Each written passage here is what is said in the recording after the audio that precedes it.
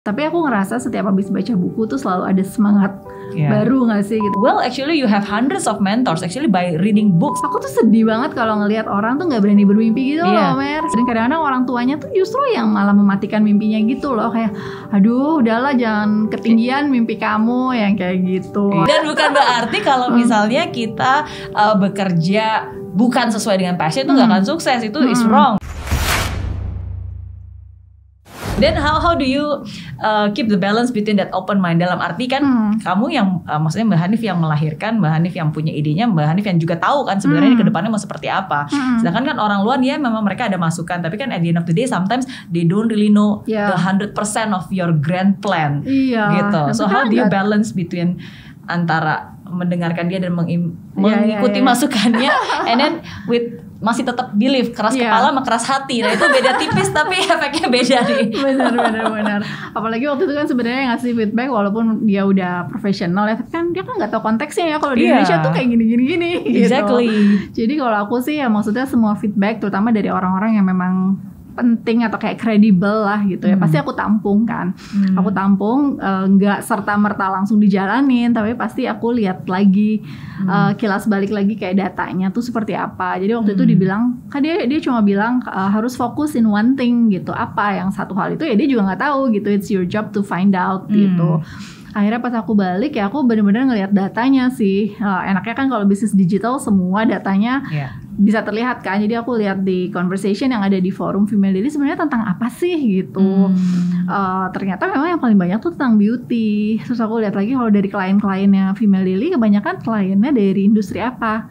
Ternyata dari industri beauty gitu. Terus kita lihat kayak keyword yang masuk ke Female Daily itu apa aja sih keywordnya. Ternyata memang seputar beauty gitu yang paling banyak. Dan kita kan dulu sering bikin event apapun gitu ya, dari fashion, olahraga sampai ya beauty juga gitu. Dan kita juga baru nyadar ternyata kalau kita bikin beauty event itu pasti kayak nggak sampai sejam udah sold out gitu.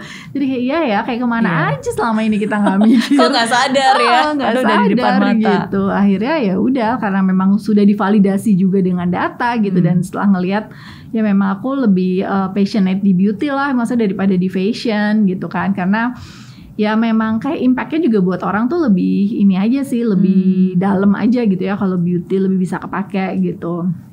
Akhirnya ya udah kita putuskan untuk pindah haluan gitu, bener-bener fokus di beauty. Jadi aku gitu aja sih, kalau memang dapat feedback ya ditampung dulu, dilihat lagi, look into myself, look into data, tanya-tanya teman dekat dan lain-lain gitu. Kalau ternyata memang feedbacknya valid dan itu bagus buat aku lakukan, why not? Ya udah, why not? Oke, berarti harus rajin.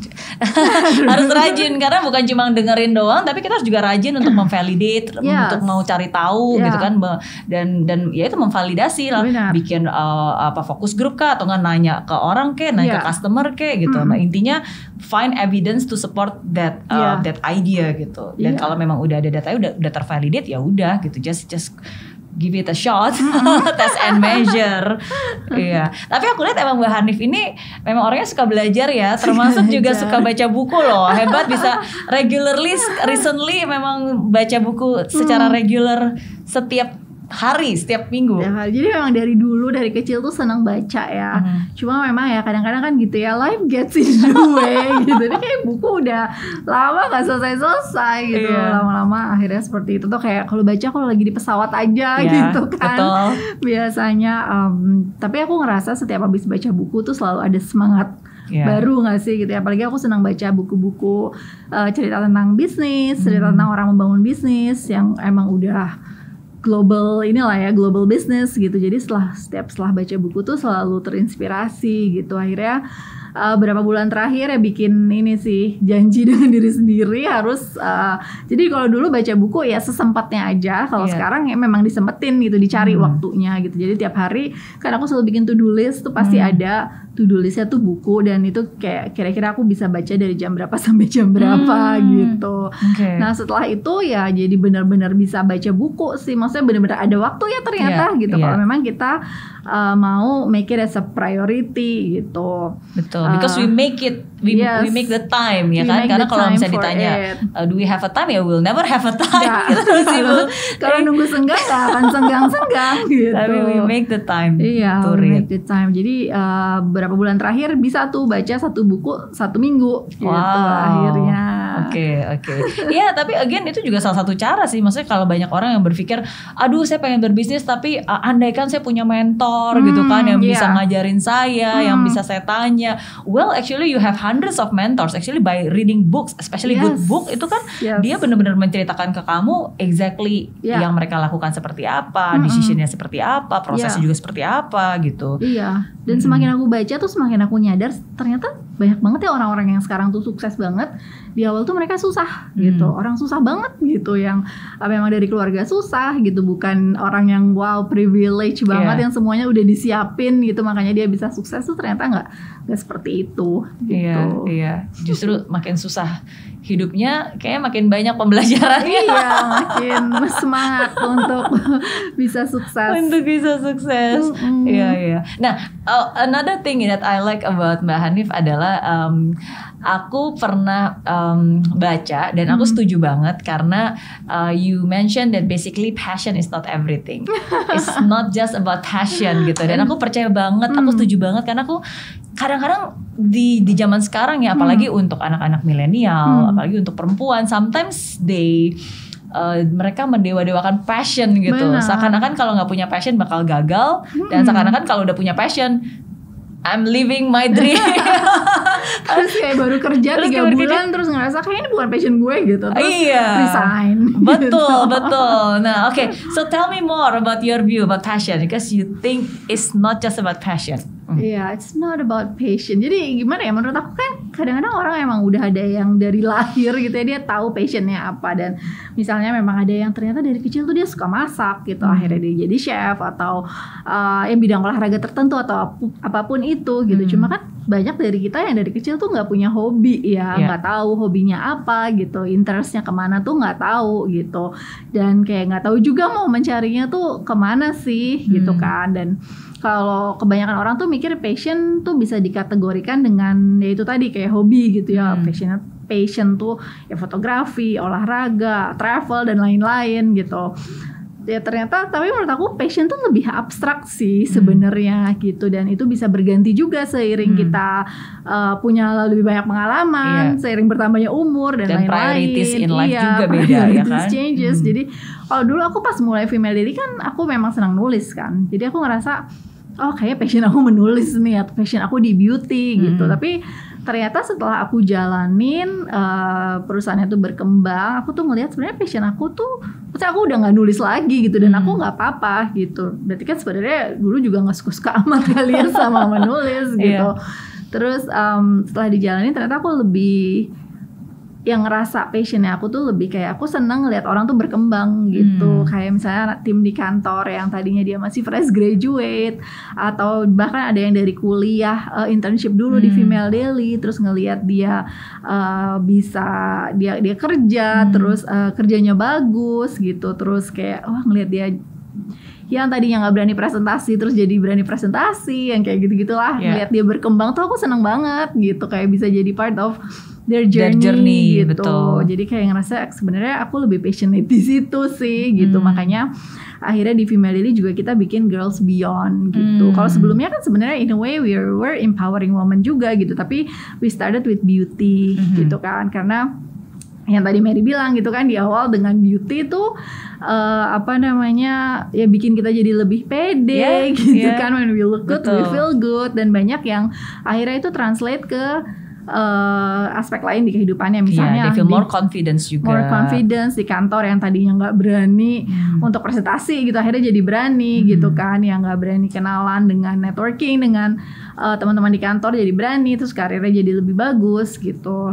Jadi beauty tuh sebenarnya punya impact yang cukup besar gitu. Jadi aku setelah ada Girls Beyond ini setelah ada Girls Beyond ini aku mikirnya, maksudnya aku jadi realize gitu bahwa ternyata passion aku tuh di situ ya, empowering kayak the next generation. Karena aku tuh sedih banget kalau ngelihat orang tuh nggak berani bermimpi gitu loh, Mer. Sama, ya kan? sama, betul. Iya, sedih banget. Betul, karena mungkin kalau dari aku sendiri, because I was in that positions before, yang ngerasa bahwa saya nggak punya skill, saya nggak bisa, saya nggak mampu, saya ini apalah gitu kan.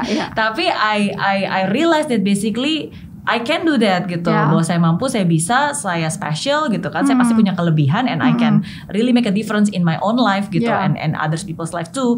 Dan ternyata itu bisa gitu, makanya saya selalu sedih banget, apalagi kalau anak-anak remaja yang mereka belum apa udah give up juga, bener, udah merasa nggak bisa. Iya, dan kadang-kadang itu tuh jadi dari orang tuanya juga gitu. Aku ngelihat kayak misalnya setelah punya anak dan ngelihat anak-anak, sering lihat anak-anak kecil tuh kan, ya namanya anak-anak ya, kadang-kadang cita-cita mereka mau jadi apa gitu kan, suka ada yang mau jadi presiden lah, mau jadi football player yang kayak gitu-gitu. Dan kadang-kadang orang tuanya tuh justru yang malah mematikan mimpinya gitu loh, kayak aduh udahlah jangan ketinggian mimpi kamu yang kayak gitu, atau jangan aneh-aneh lah gitu kan. Iya, yang kayak gitu. Atau kadang-kadang orang tuanya tuh juga udah anak gue sih kuliah di ini aja gitu, maksudnya sebuah universitas yang ya mungkin buat kondisi dia sekarang itu cukup gitu ya. Tapi kan sebenarnya anaknya juga masih kuliahnya masih beberapa belas tahun lagi gitu kan. Harusnya itu sesuatu yang bisa diusahakan, dia bisa sekolah di tempat yang lebih bagus lagi gitu. Jadi kayak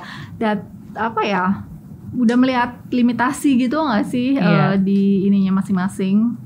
Itu sedih banget sih. Betul.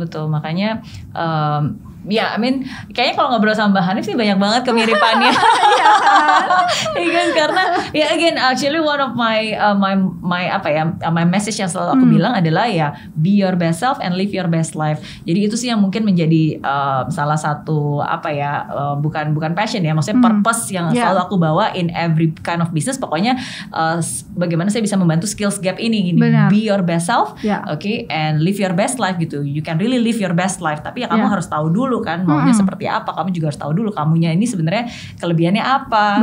Gitu. Benar. Iya. And passion itu, dan bukan berarti kalau kita tadi kita lagi ngomongin passion ya, kemana-mana. Dan bukan berarti kalau misalnya kita bekerja bukan sesuai dengan passion itu nggak akan sukses, itu is wrong ya, karena in the first time when you work in Gap, bener gak? Itu nggak tahu tentang passion. I had to make money gitu kan, to survive gitu. Iya, jadi kayak don't think about passion, just do everything passionately, nggak sih? Betul. Karena kita nggak tahu, kadang-kadang itu akan mengantarkan kita ke suatu hal yang jadi kita bikin sadar, ternyata ini passion gue tuh ini gitu, yang sebelumnya kita sama sekali nggak kepikiran gitu. Kayak misalnya misalnya kadang-kadang orang ngerasa gue tuh passionnya kok yang kepikiran masak lagi misalnya masak gitu ya, travel misalnya. Travel misalnya kalau tadi masak gitu ya, kayak kita mikirnya kita senang masak, tapi sebenarnya mungkin kita passionnya tuh di entertaining gitu, entertaining people. Dengan kita masak kita senang orang nyobain dan lain-lain gitu. Karena itu kan sebenarnya nggak harus masak juga gitu, nanti bisa bikin restoran sendiri mungkin gitu, atau bikin apalah yang lain yang intinya tuh entertaining gitu, bukan di masaknya. Betul, mungkin banyak orang lebih terkotak-kotakan bahwa passion dan dikotak-kotakan dengan pekerjaan ya. Maksudnya saya suka masak berarti kalau gitu saya jadi koki, padahal nggak juga. Bisa jadi koki ya, bisa sebenarnya kamu punya restorannya as a business ownernya, ya kan, bisa juga kamu investingnya juga. Gitu. Jadi jangan menyempitkan ini potensi. Jangan menyempitkan potensi. Ya, dan jangan hanya mau melakukan yang kita suka doang ya. Bener. Karena kalau kita hanya mau melakukan yang kita suka, itu bukan passion namanya, itu manja.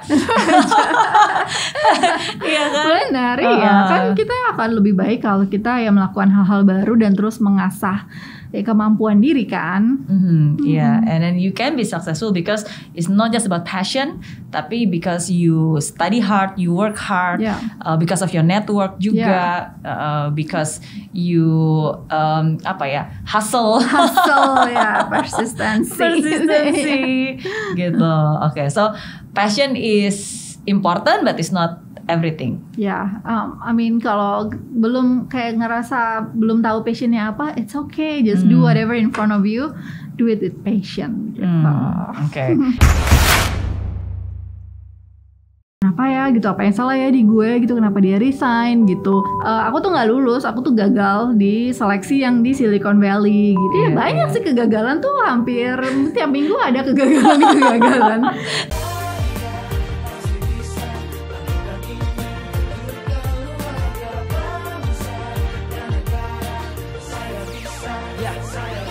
Laksana bumi tanpa hujan, hidup tanpa tujuan, kering dan mati tanpa hijaunya tumbuhan. Demikian kalau mimpi tak kunjung terjadi.